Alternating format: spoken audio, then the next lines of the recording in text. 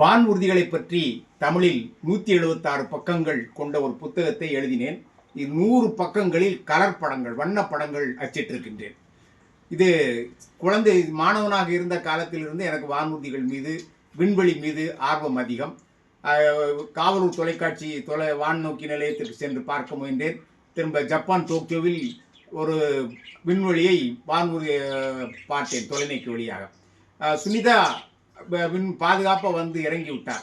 கடந்த 10 நாள் பயணமாக மேலே சென்றார். ஆனால் எதிர்பாராத விதமாக அங்கே சிக்கி கொண்டார். 9 மாதங்களாக அங்கே இருந்தார். அது எண்ணி பாருங்கள், ஒரு 100-150 அடி நீளம், ஒரு சின்ன ஒரு அகலம். அந்த காணொலியை நீங்கள் பார்த்திருப்பீர்கள். அதற்குள்ளே அவர் இந்த 9 மாதம் மிதந்து தான் கொண்டிருந்தார். எங்கே படுக்க முடியாது, நினைத்தபடி சாப்பிட முடியாது, தூங்க முடியாது.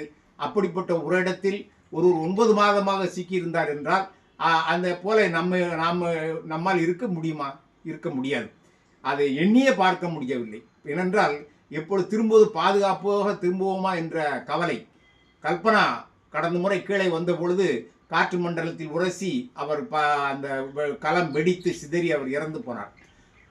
அதுபோல சுனிதா பாதுகாப்பாக வருவாரா என்று எனக்கு பல நாட்களாக கவலை இருந்து அதை பற்றி இன்று விரிவாக ஒரு பதிவு எழுதியிருக்கிறேன்.